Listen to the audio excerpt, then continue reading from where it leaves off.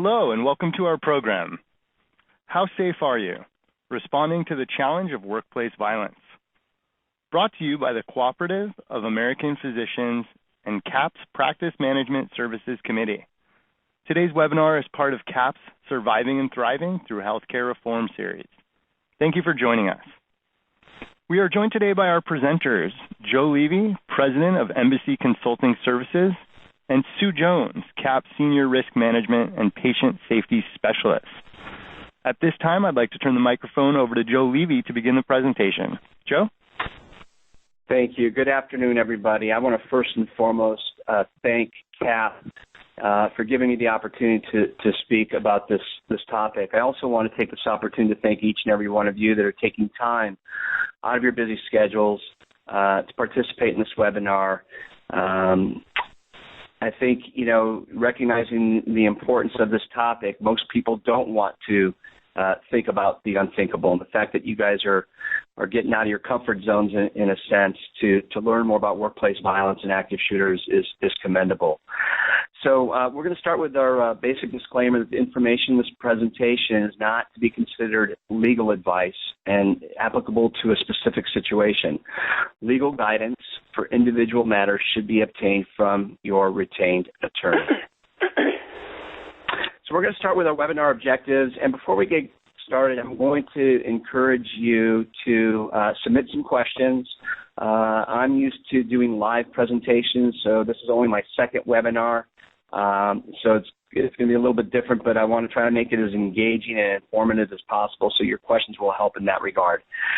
So our webinar objectives, first and foremost, is we're going to lay the foundation and have you understand workplace violence and the different types of violence that can occur in your workplace or your respective healthcare facility or hospital. We're going to explore some common myths about workplace violence. We're going to talk about some effective strategies and how to diffuse violence in the workplace. We're also going to explore some strategies to prevent and respond to active shooter incidents. And lastly, we're going to introduce all of you to the Run, Hide, Fight protocol in order that you and your coworkers can survive in the event of an active shooter incident.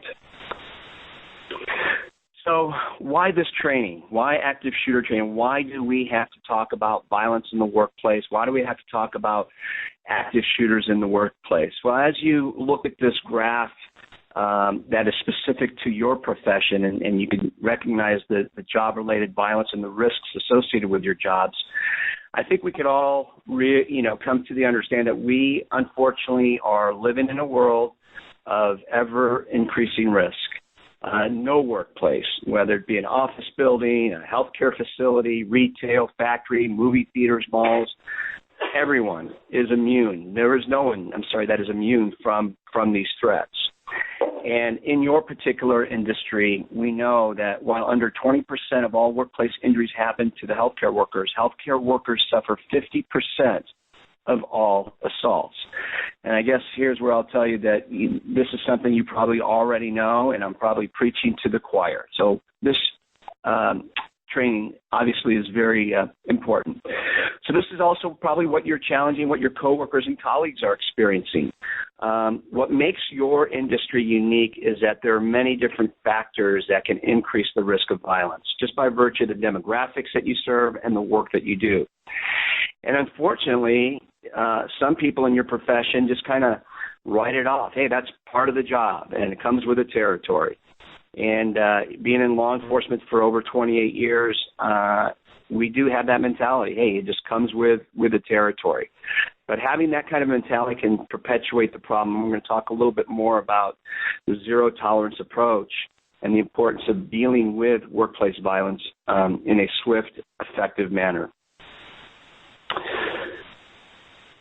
So we're going to start with talking about who is responsible for workplace safety. Based on my experience, I talk to folks, and regardless of what the profession is or what kind of work they do, many people want to relegate workplace safety to other people. That's not my job. I'm an administrator, or I'm a nurse, or I'm a tech, or I'm this, or I'm that. Well, the reality is that everybody plays a role in workplace safety. It's not the responsibility of the public safety officer that you may have at your facility. It's not one single employee or a supervisor or HR or risk management or even the local police department. What we're going to tell you is that it is a shared responsibility. Everybody must play a critical role in trying to build and maintain a safe, respectful, and inclusive workplace. So we're going to start by defining what workplace violence is. And workplace violence is abusive language, intimidation, assault, fighting, or other violent acts displayed by either employees, coworkers, management, patients that you serve, visitors, or other parties that may cause emotional or physical intimidation or harm. And I'm going to ask, obviously, a rhetorical question through this webinar and ask, does this take place at your workplace? And I'm going to go out and take a risk and say, absolutely it does. It happens at every workplace. There is workplace violence that exists, obviously at different degrees and different levels in every workplace. Wherever there are people, there is a potential for workplace violence. The potential for violence really is within all of us. So we're going to start by exploring just a couple of statements that relate to workplace violence. And the value of this piece, I think, is recognizing that I like to operate on a basic fundamental principle that applies to a lot of things in life. And it definitely applies to workplace violence. And what I'm going to say, and hopefully what you already know, is how you think about something is going to guide how you act. How you think about workplace violence, how you think about active shooters is going to guide how you act. For example, if you feel, hey, this can't happen here, you know, we got a great facility, we got great people, workplace violence can't happen at my facility, you know, that only happens at other places, that is in fact a myth, okay? We know that it can happen anywhere. And when you come into the workplace with your blinders on or in a sense of denial, what we have found is that can lead to ignoring important warning signs that most perpetrators of workplace violence are going to exhibit, okay? What we like to do in all of our workplace violence active shooter classes for our participants and for all of you is just to create some realistic awareness. We don't want to create paranoia, but we know that just by being aware and being educated on what to do can increase workplace safety. So this is a myth. We know it can happen anywhere. The next statement that we want to explore is this one. Targeted workplace violence attacks are impulsive. You know, I hear commonly, you know, these people, they just snap. Well, this statement, like the previous one, is in fact a myth. Now, we do realize that in most cases of workplace violence, the violent outburst is usually driven by factors that have built up over a long period of time, okay? They didn't get that promotion. They're exhibiting some odd behaviors. They're usually upbeat and positive, and their behavior and their demeanor has changed. And if you're not picking up on cues and picking up on some of these red flags, as I'm going to call them, then we're missing some opportunities to intervene and prevent some of these workplace violence incidents from happening. The next statement that we want to talk about is there's a profile of someone who commits violence in the workplace or even an active shooter incident. As you think about this, I'm going to bring up what the answer is. And I think you probably know this, that there are a variety of individuals who potentially might bring violence to the workplace. Patients, former patients, employees, former employees, exes, significant others, strangers, and unfortunately in this day and age we have to deal with a whole other component dealing with radical groups and terrorists. Quite simply put, I'm going to tell you that there is no profile of somebody that commits an act of violence or an active shooter incident. And the example I like to use is this. If you are going through a divorce or one of your colleagues is going through a divorce and it's a bitter divorce, and then to make matters worse, they've got kids and it's a bitter custody battle. I may not know where my is on the weekend. But I certainly know where she's going to be at 8 o'clock in the morning. And guess who's coming to the workplace to take care of that revenge or that matter I want to take care of? I'm coming. And unfortunately, we have seen many, many acts of violence attributed to spillover or leakage from personal relationships that come into the workplace. We saw that in Seal Beach, California at the Salon Meritage, where women were taking part in manicures and pedicures and getting their hair done, and the estranged husband of one of the workers came to the workplace and created the most horrific mass shooting in Orange County history. So there is no profile. And the second reason why we want to tell you there is no profile is because we want you and your colleagues to be in tune and have a global perspective. This goes back to that philosophy, as I mentioned a moment ago, about how you think about something is how you're going to act. If you think that workplace violence or active shooters, as an example, is just crazy white dudes, because I hear that all the time. Well, Joe, isn't it just crazy white dudes that commit acts of violence? You're going to be missing signs. If you think one particular racial, ethnic, cultural group is going to be committing an active shooter incident, that's not true. That's not accurate. And what you're doing is a complete disservice because you're missing signs of others who might actually be perpetrating these crimes. So what are you experiencing? And I'm sure I'm just reinforcing once again what you or perhaps your colleagues are experiencing in the healthcare industry in dealing with the people that you do and doing this noble profession of helping people. You're dealing with verbal threats and perhaps abuse. There's definitely coworker bullying, coworker on coworker violence and bullying that takes place. We know that physical attacks by patients is also very common in your job. If you're working in trauma, you're working in ERs or EDs, you know that gang violence is also a potential problem. You're dealing with angry or distraught family members who may become abusive or even may become an active shooter. And unfortunately, we have seen where family members feel that the level of care and service that their family members are getting or not getting is causing them to commit these acts of violence.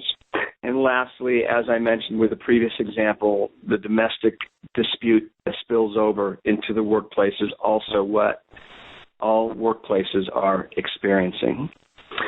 So when we look at violence, obviously there is, in fact, a continuum of violence that starts first and foremost typically with verbal, discourtesy, disrespect, intimidation, harassment, bullying that takes place, verbal assaults leading all the way up to physical aggression, acts of violence, and in worst case scenario, active shooter or mass shootings that occur in the workplace. So obviously in the short time that we have together, what I hope to do is just be able to plant some seeds and create some awareness for you and your colleagues. And we obviously do not have the time to go into all the different scenarios that can play out and do play out for you in the workplace. But one of the most common events that happens for all of you is dealing with agitated individuals.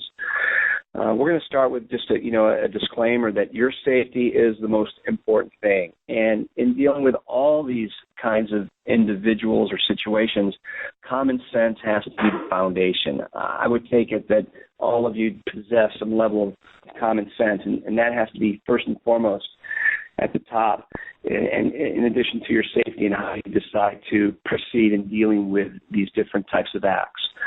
But at the foundational level, when you're dealing with agitated individuals, the best tool that you have at your disposal are your ears. We want you to listen, and we want you to actively listen to their concerns. We want you to set limits and set boundaries for these individuals. We want you to restate the common goals or the mutual goals that you and them have as it relates to the issue that you're dealing with. Continue with some additional effective strategies. We want you to remain calm. We want you to listen to their frustration and try to understand it from their perspective or how they perceive the situation. And a lot of times we try to use logic, and using logic in a highly emotional situation is not going to resonate for the people that you're dealing with. They're not going to hear the rationale or the logic. We're going to encourage you to offer a solution or multiple solutions or alternatives. And lastly, and perhaps the most important in my opinion, is showing empathy. And I define empathy simply as, do you have the ability to take the role of the other? The person that you're having this conflict with, this person that is agitated, do you have the ability to take the role of the other? And if you kind of can take that in, I have found that will help you tremendously in trying to come to some common ground to resolve the conflict that is taking place. All right, active shooters in healthcare facilities. We know that this is not a new phenomenon, and unfortunately we are seeing, not only in our sanctuaries of schools and educational institutions, but we're seeing active shooters in healthcare facilities. And if you've been keeping abreast with incidents, we know just this week, I believe it was earlier in the week on Monday down in San Diego, there was a report, although it didn't turn out to be valid, thank goodness, of an active shooter at a hospital down in San Diego. But we know that, once again, active shooters in healthcare facilities, trauma centers, hospitals are quite frequent. And at this time, I want to ask Sue to jump in, my co-presenter, and talk about a particular incident that occurred at a level 1 trauma center. Sue? Thanks, Joe. This is actually a true life story that happened in one of my previous facilities, and this actually turned out to be an active shooter situation. It was supposed to be your typical night in the ER, or so the staff thought, until about halfway through the shift, a father came running into the emergency department with his daughter, who was shot in the side of the face by her estranged boyfriend.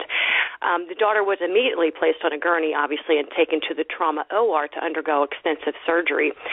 Shortly thereafter, the estranged boyfriend showed up in the ER wielding his gun, screaming that she needs to die for breaking up with me. That immediately in the hospital set off what they call a code silver, which means someone with a gun. The hospital itself went on immediate lockdown, and all the patients and employees were to take safe cover. The alleged gunman then ran through the emergency room into the hospital lobby, where he was met with 2 police officers who were called previously. The boyfriend was met with that police presence and, realizing his situation, turned the gun on himself and shot himself in the head and was pronounced dead shortly thereafter. Thankfully, the young girl did make it through the surgery and will be physically fine, but emotionally fine, probably not. Just on a good note, the employees and the patients of the hospital at that time were not harmed in any way because this hospital had gone through workplace violence training. So they were prepared. They ran drills. And so when a situation like this happened, panic did not set in the hospital. The hospital employees knew what to do and knew how to take care of their patients. So this, thankfully, turned out to be a good event, whereas, unfortunately, that's not always the case. Great. Thank you, Sue. And, we're going to talk in just a few moments about the importance of, preparing and training and having a plan to help mitigate the hit that your agency or your healthcare facility is going to take in the event of an active shooter. So what is an active shooter? This is our definition of an active shooter. An active shooter is an individual who's actively engaged in killing or attempting to kill people in a confined or populated area.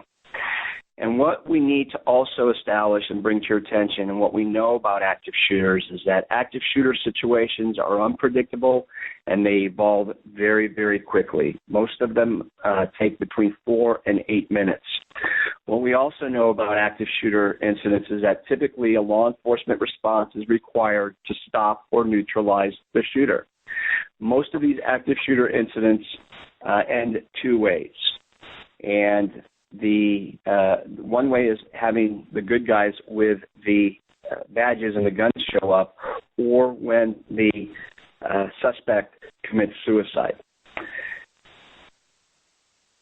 And lastly, we know that the event is over very, very quickly.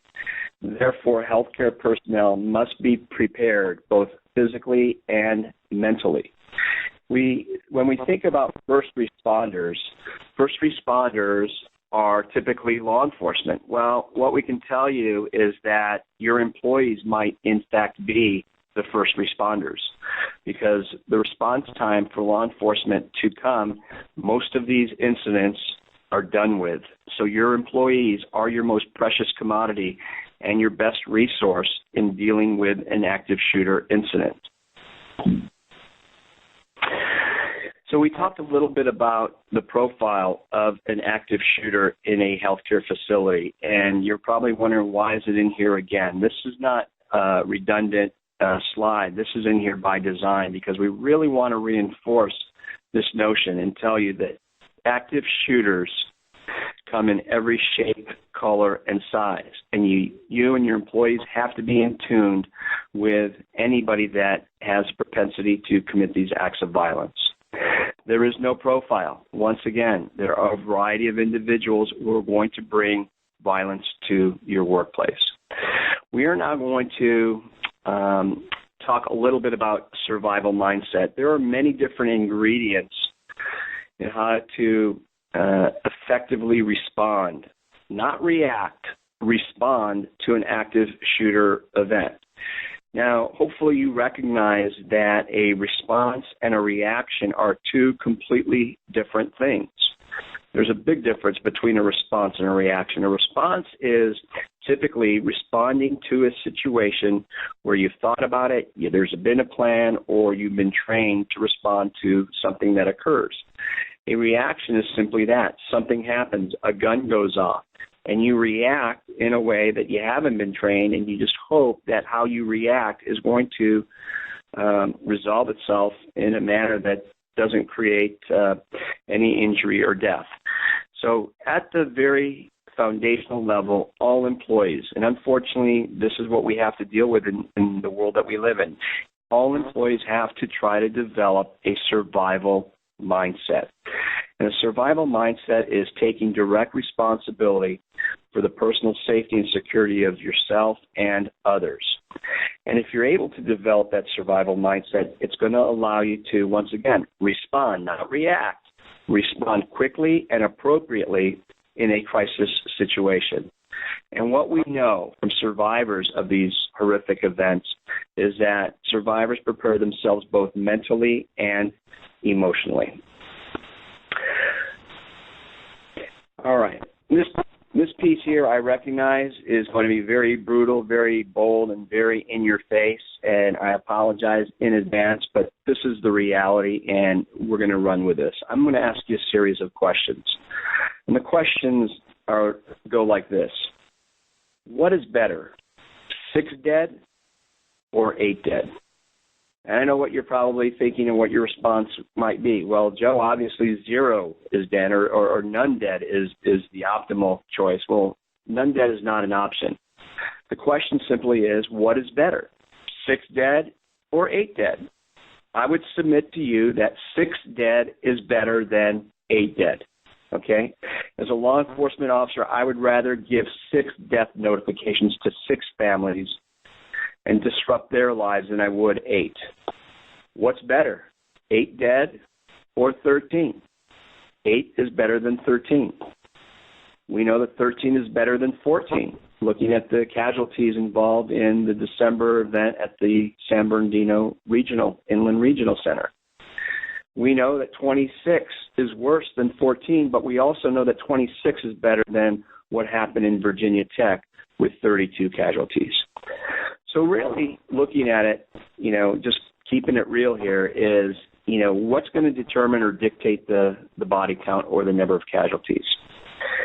And what we can do is look at simply some of the research and data that's come out of course of action and what people do when confronted with an active shooter event.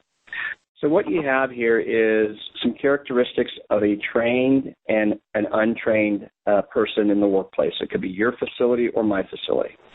And let's first take a look at the untrained. A person who hasn't thought about workplace violence, thinks it can't happen here, doesn't have a plan, doesn't have a survival mindset, thinks it can only happen someplace else. When that shot goes off, they're going to immediately experience startle and fear. That's a natural occurring phenomenon. You know, the fight-flight response. Your body's going to get overrun with adrenaline. You're going to get an adrenaline dump. And we also need to prepare that when our body gets consumed with an overload of adrenaline, one of the first things that goes is our fine motor skills. And something as simple as opening the door, placing a key in a lock is going to be a challenge. And the untrained person is going to panic. They're going to fall into disbelief. They're going to get lost in denial. They're going to descend into helplessness. And as a result of that, there's going to be obviously a greater likelihood of injury and death. Conversely speaking, the trained individual, when that shot goes off, of course they're going to experience the same stimuli, the startle and the fear, but immediately they're going to, after feeling anxious, they're going to recall what they've learned, they're going to prepare to act as trained, and they're going to commit to action. So looking at these two individuals, who do you want to be and who do you want your coworkers to be, the trained or the untrained? And if you're the untrained, are you willing to accept the consequences? Okay, at this time we're going to show you a video, and we're going to introduce a run, hide, fight protocol, and we will debrief it after you've had an opportunity to view it. We're going to pay. We're going to pay. We're going to pay. We're going to pay.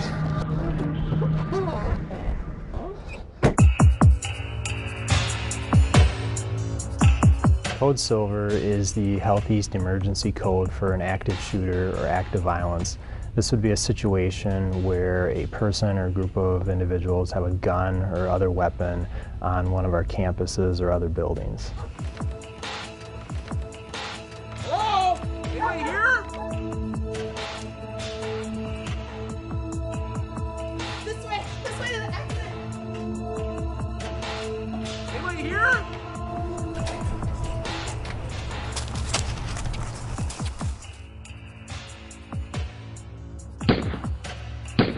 Active violence is relatively rare compared to other types of emergencies that we'd see in a care environment. However, just like we do drills for fire, for tornado, code red, code black, we also have to establish a level of readiness, a level of preparedness relative to violence, active violence. In a hospital setting, the run response may apply. This is Woodwinds ER. We have a man with a gun. If you're in the cafe, if you're in administration, if you're in a common area, depending on where the threat is at in the building, it may make the most sense at that time to run, to find a path of escape, to evacuate. To prepare for this type of response, get to know your unit. Talk to your coworkers. Attention personnel, code silver, code silver. Emergency department, code silver, code silver. If you are on your unit and you hear an overhead page for code silver, locking down and sheltering in place is your safest option for you, your patients, your peers, and visitors. In an inpatient unit, we have the ability to close, lock, and barricade more doors than in other areas. We also have an additional responsibility to keep our patients safe. The strategy of sheltering in place has the greatest potential for protecting both staff and patients on this type of unit. Where's the suspect? When the police arrive on scene in active violence, it's important to remember that the police are there to stop the violence first and foremost. And they may be bypassing victims and other people. When you're interacting with the police, it's very important that you show that you're not a threat by having your arms raised, your hands visible to the officers, and then obey all the officers' commands. We need to be willing to accept the fact that an active shooter may come into the hospital or on campus someday. And to be prepared for that, we need to ask ourselves some questions and to assess our environment. Where could I and my patients go to escape and evacuate? Where could I go to hide out if an active shooter was nearby? What doors lock? What doors do not? What could be used to barricade a shooter from entering a room? If I had 4 patients on a given day, who could I move into another room? and how would I get them there? So by assessing your environment on a frequent basis and asking yourself those questions, you will be more prepared for a Code Silver. These situations are fast and dynamic in nature. Whatever you can do to help yourself, please do. Leave the area immediately, shelter in place, and as a last resort, fight back. The run, hide, fight strategy is the best tool that we can give to our employees to prepare for this type of emergency situation. It's a flexible and dynamic tool that can adapt to the specifics of any type of actively violent situation. The last aspect of the policy is to act or to fight. We are not prescribing that we train everyone to be engaged in hand-to-hand combat with the suspect. But what we are saying is be prepared, have a plan of action. Look around your surroundings. Is there something that you can improvise as a weapon? And just remember that if you're left in this scenario, you may be in the fight for your life, literally. So together, we can attain a very high level of preparedness for our patients, for the visitors, other community members that we serve, and for our team.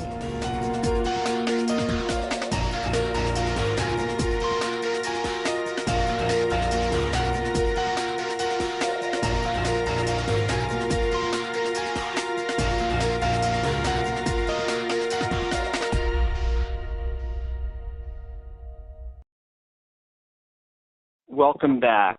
So you had an opportunity to look at a protocol called Run, Hide, Fight. And this protocol is being implemented in a lot of different arenas. And as the person in the video said, it's very flexible.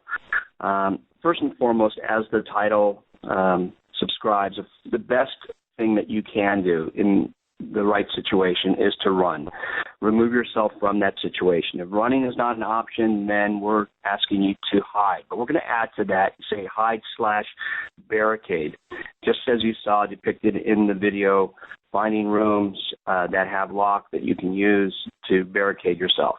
If running is not an option and hiding/barricading is not an option, then we're saying that if your life or the life of patients or coworkers is in danger, you have to fight.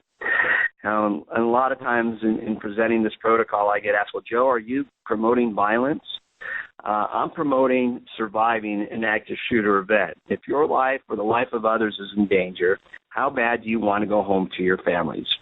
And that's just another way of asking the question, do you want to go home to your families? And how bad do you want to go home to your families? And fighting might be an option, incapacitating the shooter. But the other things that I want to reinforce from this video before we move on is accepting that it can happen at your workplace. And just as you have drills for earthquakes and fires, you have to participate regularly in drills to gauge your level of readiness for shootings in the workplace, and Code Silvers, and preparing for that. You got to constantly assess your workplace. And what I say is that coming up with a plan in a crisis situation, that's not the time to come up with a plan. You got to have a plan or multiple plans ahead of time. That just means in the workplace asking yourself, if there were to happen a shooting on our unit, on our floor, what do we have going for us? What are our assets? What are our evacuation routes? And what are the areas that we want to avoid, such as offices or doors without locks and things of that nature? Okay, but you got to have a plan.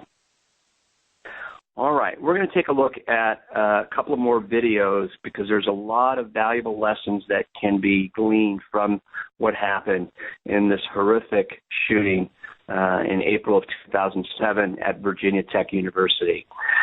Just to recap, what we know is that the suspect by the last name of Cho was a student there at Virginia Tech, came to school heavily armed, killed 32 people, injured 20 others. And it was the most horrific shooting that's occurred on any educational institution in our country. But what we're going to do is take a look at and listen to two survivors, two students who were in classrooms at Virginia Tech, And we're going to listen to what they had to say, listen to what they did or what they didn't do, and debrief it, and just reinforce a notion of the importance of having a plan. So we're going to take a look at Colin. Then another student came in late. Let's go Rachel, who was like the best student in our class, always in the front. It was very shocking that she came halfway through class. And so we all looked at her and turned around and said, Rachel, what gives? Why'd you even come today? Class is almost over. And she turned around and she faced us, and I'll never forget, she said, there was a shooting in my dormitory this morning, and they wouldn't let anybody leave. They had the whole place on lockdown. I kept telling them I had class to get to, but they wouldn't let me go until finally they said, you're free to go. And so I came right here. And that's when we all looked at each other like, what, there was a shooting on campus? Like, why hadn't we heard about this before? I mean, she said this happened hours before, and, just 30 minutes ago I was off campus. But we thought, well, okay, they let Rachel go. Things must be under control. And didn't think much else of it. And then, probably about 5 minutes after Rachel coming in, when things, were just normal, we heard this loud, like, bang, bang, bang. And this was coming from, down the hall, behind closed doors. We honestly thought that it actually was coming from outside. They were working on that building right across that whole semester. So we heard all sorts of strange noises, and we chalked it up to more construction noise. The teacher resumed. And seconds later, we heard a much louder bang, bang, bang. You could tell this was something, in this hallway. This was not something outside. And the moment we heard those second bangs, the teacher's expression just dropped. You could tell she was very concerned with what that was. I still didn't even know what that was. It was kind of a shock, disbelief. Is that really a gun? So she went immediately to the doorway to look to see what was making all the noise, and as soon as she opened the door, she slammed it back shut, and she turned around to all of us and told all of us to get underneath our desks. And she asked somebody to call 911, and for the first time in my life, I don't know how or why I did, I pulled out my phone and I dialed 911. And I heard the woman on the dispatch, and I said, look, I think there's someone shooting a gun here in Norris Hall. I don't know exactly what's going on. And the woman said, Norris Hall. I said, yeah, Norris Hall, Blacksburg. She said, Blacksburg? I said, Blacksburg, Virginia, America. And she realized that my Nextel phone had contacted Nextel Emergency somewhere in Ohio. So the woman had no idea where I was. Finally, I gave the location. She transferred me to Blacksburg Police. I stated, where I was again. I think there's someone shooting a gun in Norris Hall. When at that moment, we had bullets come through our classroom door. And at that point, everyone just jumped to the ground. There was only one door to our room. I remember looking at the windows, thinking of going to the windows across the room, but in retrospect, I probably wouldn't be here now if I had done that. I jumped under the desk next to me. I tried to turn it over and cover myself. Really, it only had seconds. And it was in total shock. I was just conjugating French verbs, and now someone's shooting me. And it came full circle. I really understood the situation that I was in once I felt one of those gunshots above my knee. I felt like someone had kicked me with all their might, and that kick sensation kind of faded into this sharp, stinging, burning sensation that kind of faded into this warm wetness, and then kind of faded into numbness, and I remained pretty much numb from head to toe the entire 9.5 minutes, and probably the longest 9.5 minutes of my life.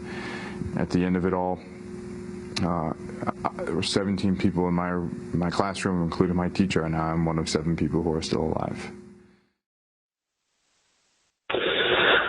Okay, that was Colin. As you heard, pretty powerful testimony from him that he was in one of the classrooms when Cho came.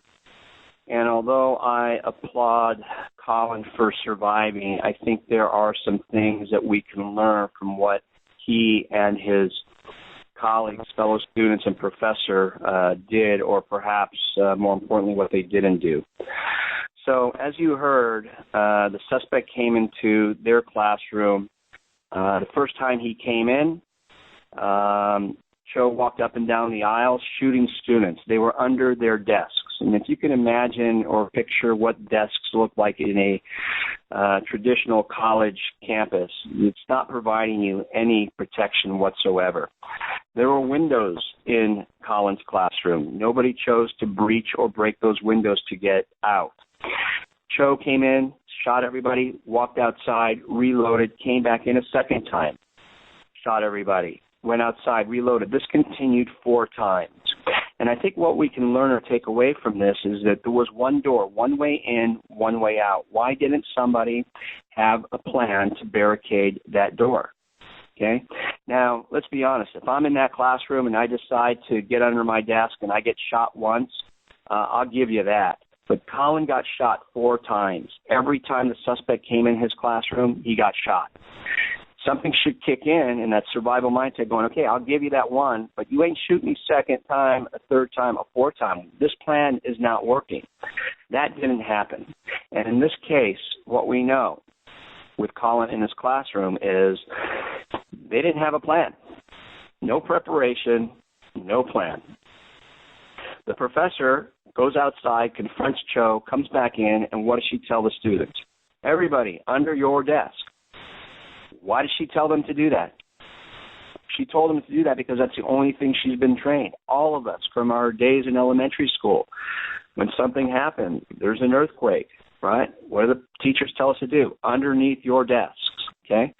That wasn't the right plan for that situation.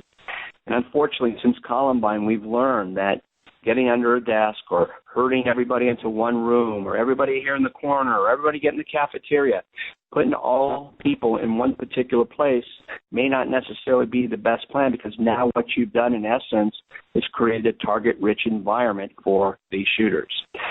So what happened in Colin's classroom? 17 people in his class, and guess how many died? 10.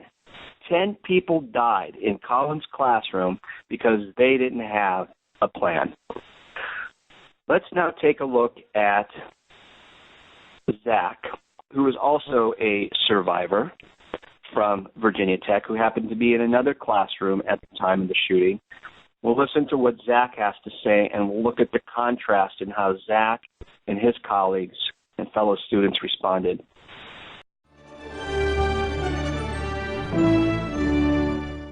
Virginia Tech senior Zach Pekowitz was sitting in Norris Hall in a classroom when the shooting started. It's possible that he and his classmates are still alive because of what they did next. Good morning. Thanks for taking the time to speak with us. Really appreciate it. You guys had no idea that this guy was out and about? No. I mean, after the initial gunshots, we just thought it was some construction at first, and then once we heard a girl scream, it all set in. You were in a classroom. What happened next? Basically, we heard the first few gunshots, didn't quite register what it was. Then we initially heard a girl scream, and 2 of the girls in my class looked out the hall and saw a guy coming out into the into the hallway with a gun pointed down to the ground. They slammed the door shut and just told everybody. Everybody kind of went into a panic, didn't know what to do. I hid behind the teacher's podium and then realized, there's nothing blocking this door. He's just going to come in. So I said, we need to barricade this door. 2 of my classmates got up and helped me, and we just held a table there. And he eventually, meanwhile, all these gunshots are going on. He eventually came to our door, tried to open the door, didn't go, so he tried to shoulder his way in. Got the door open about 6 inches, and we all had to slam it back shut on him. And that's when he put 2 bullets into the center of the door, thinking we were up against it, trying to close him out. And he then reloaded. I was right against the ground, right against the door. He reloaded his clip, and I thought he was coming in for a second round. But for the grace of God, he just kept going and didn't try to get back in there. How many kids were in the classroom? There's 11, including me. How are you doing this morning? It's all kind of surreal. I'm just still kind of setting in, It's hard. The adrenaline that must have been pumping through there. I mean, your life was really at stake, and so are the lives of those other kids. Could you describe could you see his face? Could you see what was his demeanor? I didn't hear a word from him, and I didn't see him at all. I was just trying to push that table up against that door. Right. Did you have a chance to talk to your parents, to your loved ones? What kinds of things did you talk about last night? I mean, they want to come and get me, but I just need to be here with my friends and just kind of work it out on my own. Yeah. Have you broken down since last night? You're beginning to realize, it looks to me like you know what almost happened to you.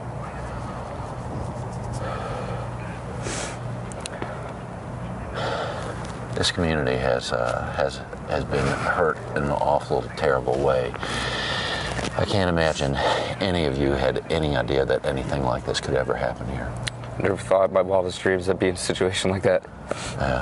You're one lucky guy to be alive, and the folks who are in that classroom have you and your friends to thank for thinking fast on your feet. Thanks for taking the time to just speak with us this morning.